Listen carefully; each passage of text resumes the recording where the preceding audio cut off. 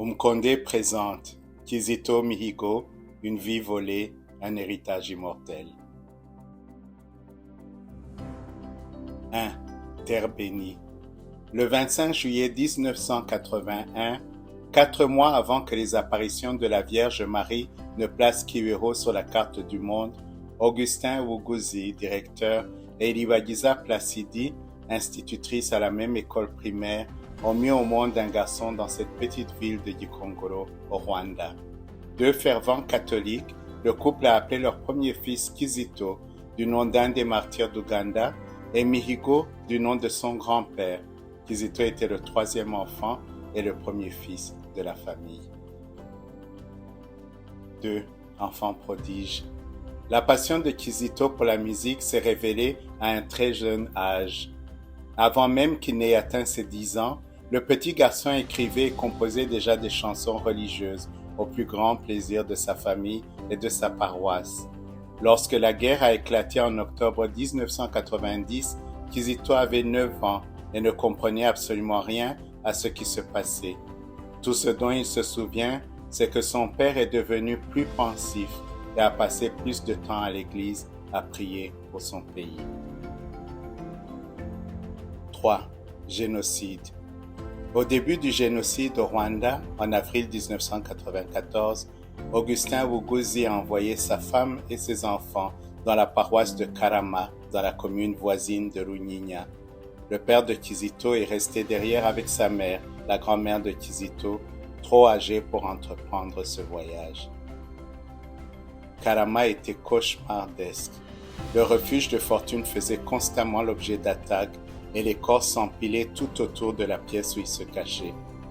Après quelques semaines, Kizito a été séparé de sa famille lors d'un violent assaut et le jeune adolescent s'est retrouvé tout seul avec la foule fuyant vers le Burundi sans savoir s'il reverrait jamais les siens.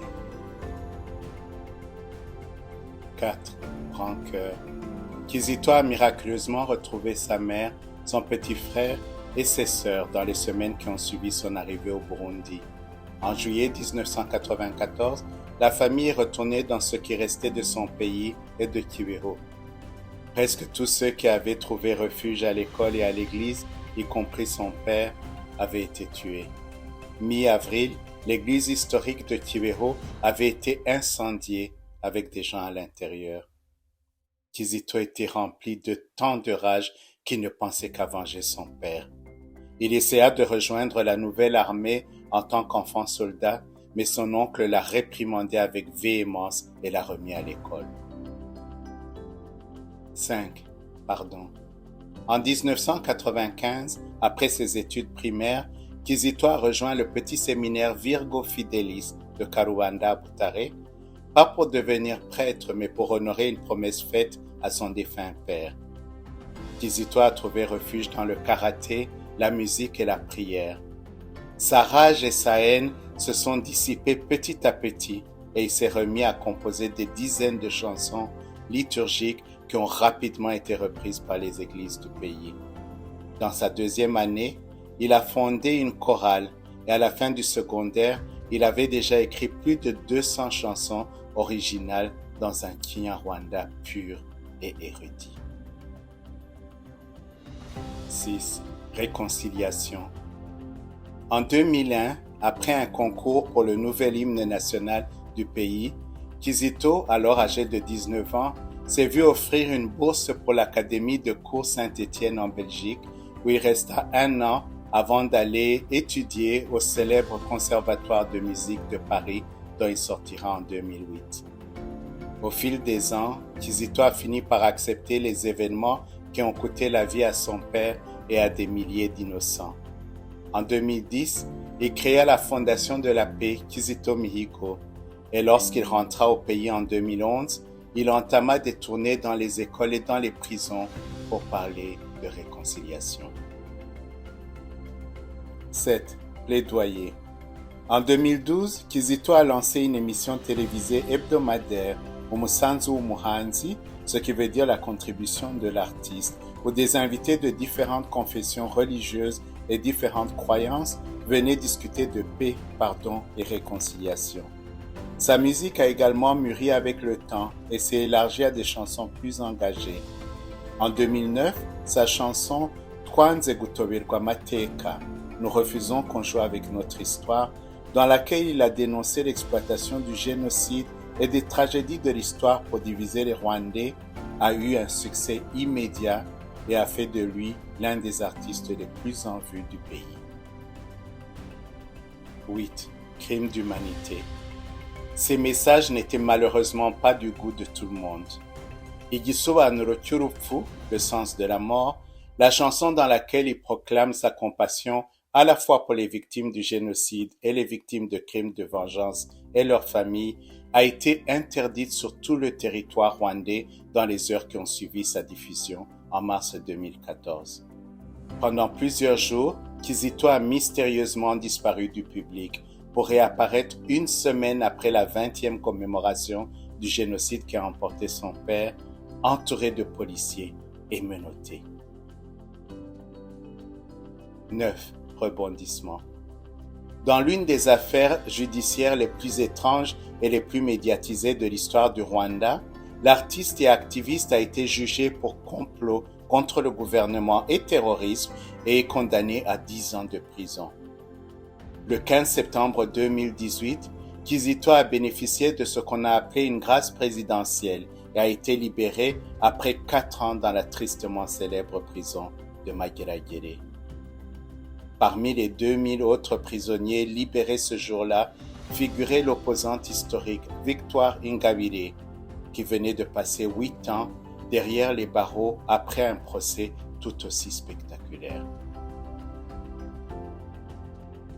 10. Un retour tant attendu. Kizito a choisi de ne jamais dire un mot sur l'affaire qui lui a coûté 4 ans de liberté. Il a repris tranquillement sa carrière musicale et, en novembre 2018, à l'occasion du 37e anniversaire des apparitions de la Vierge Marie, Kizito a donné un concert dans son Kibeho natal. Des centaines de fans étaient venus de loin pour voir leur idole. C'était un triomphe. Malheureusement, contrairement à ses fans, dont l'amour était inaltéré, les médias publics lui ont résolument tourné le dos et boycotté toutes ses chansons. 11. Prison à ciel ouvert. En décembre 2018, la police nationale a informé Kizito sans préavis que sa fondation était fermée et qu'il ne devait plus utiliser le nom KMP et qu'il lui était désormais interdit de mener des activités liées à la paix ou à la réconciliation. Une autre confirmation qu'il était maintenant persona non grata est venue de ses compagnons survivants du génocide. En effet, en avril 2019, les organisateurs de la 25e commémoration du génocide ont refusé d'inclure Kizito dans le programme des cérémonies officielles, un coup de grâce ultime pour ce rescapé et orphelin des atrocités de 1994. 12. Solitude. Décidé à ne pas se décourager, Kizito s'est donné à fond dans son académie de musique et dans l'écriture de ses chansons. Toutes ses dernières productions ont connu un succès retentissant. Toutefois, il faut dire qu'en réalité, sa vie au Rwanda était devenue insupportable, avec tous ses mouvements surveillés et l'éloignement de ses amis apeurés d'être vus avec lui. Kizito a confié à des proches qu'il voulait quitter le pays et que dans le plus grand des secrets, il avait demandé l'aide à des ambassades étrangères à Kigali. Malheureusement, aucune d'elles n'est venue à son secours. 13. Des heures inoubliables. Aux petites heures du 13 février 2020, une rumeur effrayante a enflammé les réseaux sociaux, rumeur confirmée le lendemain par le RIB, le Bureau d'investigation du Rwanda, via Twitter. Kizito aurait été arrêté dans le district de Nyaruguru, son district natal au sud du Rwanda, alors qu'il essayait de traverser la frontière du Burundi. La liste des accusations criminelles retenues contre Kizito, corruption et tentative d'aller illégalement au Burundi pour rejoindre des groupes terroristes, nous a laissé présager le pire, et nous avions raison. Kizito ne sera plus jamais revu vivant. 14. Onde de choc. Le 17 février 2020, une lettre de la police alléguant que Kizito s'était suicidé dans sa cellule est diffusée sur les réseaux sociaux, mais le public rejette cette version, au grand dépit des trolls qui harcèlent quiconque refuse la version officielle. Il a été assassiné, peut-on lire partout. Plusieurs personnalités internationales, dont l'écrivain Patrick Mbeko et l'ancien gouverneur général du Canada, Michaël Jean, et des organisations des droits de l'homme se joignent aux Rwandais pour réclamer une autopsie et une enquête indépendante sur la mort de Kizito. Mais les autorités rwandaises font la sourde oreille et déclarent l'affaire close. 15. Incomparable. Dans les heures qui suivent l'annonce de sa mort, l'histoire de Kizito, sa musique, sa persécution et sa fin tragique font la une des médias du monde entier, de l'Afrique du Sud à l'Allemagne, la Belgique, le Burkina Faso, le Cameroun, le Canada, la Côte d'Ivoire, la France, le Kenya, le Nigeria, l'Ouganda, les Pays-Bas, le Royaume-Uni, la RDC, le Sénégal, la Suisse, le Zimbabwe et d'autres endroits plus surprenants comme la Slovaquie. Sa chanson, Igisobanuro cy'urupfu, celle qu'il a envoyée en prison en 2014, est diffusée dans des émissions télévisées et radiophoniques du monde entier. 16. Un au revoir royal. Le 22 février 2022, malgré leur crainte de représailles, des centaines de Rwandais se joignent à sa mère pour rendre un dernier hommage au chanteur et activiste de la paix qui en appelle à la commémoration de toutes les victimes d'atrocités, quelle que soit leur ethnie. Des hommages sont organisés au Mozambique, en Belgique, en France, au Canada et aux États-Unis. Une reconnaissance d'un citoyen ordinaire et une réprobation publique des autorités rwandaises jamais vue auparavant dans l'histoire du pays des mille collines. Aucun officiel n'a assisté aux différentes cérémonies. 17. Message d'outre-tombe. Le public est frappé de stupeur quand des enregistrements de Kizito, pris secrètement en prison et envoyés à l'étranger entre 2014 et 2018, sont diffusés publiquement. On peut y entendre Kizito expliquer, d'une voix posée et de façon très méthodique, les pressions et la torture physique subie ainsi que sa détention illégale avant son procès de 2014. À ce jour, aucun des hauts responsables du gouvernement, de la police, de l'armée, d'Ibuka ou du parti au pouvoir mentionné par Kizito n'ont ni nié les faits, ni contesté l'authenticité des enregistrements. 18. Le manuscrit secret. Une autre nouvelle de taille nous attendait 2 mois après sa mort, un livre écrit en prison et achevé après sa libération. Dans ses mémoires posthumes, Rwanda, embrasser la réconciliation pour vivre en paix et mourir heureux, Kizito nous raconte son enfance, le génocide, sa lutte interne contre la colère, le sens de ses chansons, ses valeurs, la paix, la réconciliation, le pardon, la compassion, la tolérance, l'amour du prochain, la dignité de la personne humaine, la non-violence et l'unité, et comment il s'est écarté du régime. 19. Nous sommes Kizito. En septembre 2020, Kizito a été le premier lauréat posthume du prix Václav Havel pour la dissidence créative. 2 ans après sa mort brutale, les chansons de Kizito ont été vues des millions de fois. Son livre est un best-seller et des témoignages de personnes touchées par le chanteur continuent à affluer.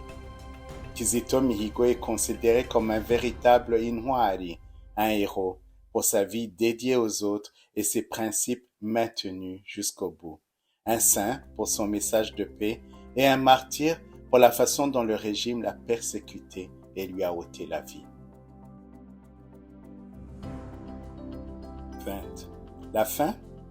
Bien que notre société ait commencé à changer depuis la mort de Kizito, avec un nombre croissant de jeunes audacieusement dénonçant les injustices et les discriminations, l'histoire de Kizito ne s'arrête pas encore ici. La fin de l'histoire sera écrite lorsque tous ceux qui l'ont trahi, persécuté et torturé, et les architectes de sa mort feront face à la justice, et lorsque nos messagers vivront librement et partageront leur message de paix, d'amour et d'unité sans aucune crainte de persécution, de meurtre ou de disparition forcée. Et pour finir, des mots de Kizito Mihigo. Tant que je n'ai pas encore le droit et la liberté de m'exprimer en public et en privé, sans contrôle, sans restriction et sans censure, tant que mes propos critiques vis-à-vis du régime me valent des poursuites judiciaires, la disgrâce officielle vis-à-vis du régime, la pression et le danger de mort, je ne me sentirai jamais fier d'être appelé Rwandais et ma mission continuera. Mon rêve est que ma mission prenne fin un jour. Ce jour-là, le monde sera devenu humain et pacifique. Je n'aurai plus besoin d'enseigner le pardon car tous les humains seront devenus miséricordieux. Je ne serai plus obligé de rappeler la nécessité des droits humains et des libertés fondamentales car le monde entier sera devenu humain et la loi de l'amour du prochain, ne jamais faire à l'autre ce que nous n'aimerions pas subir, sera notre constitution à nous tous. Ce jour me paraît encore long. Et c'est tout.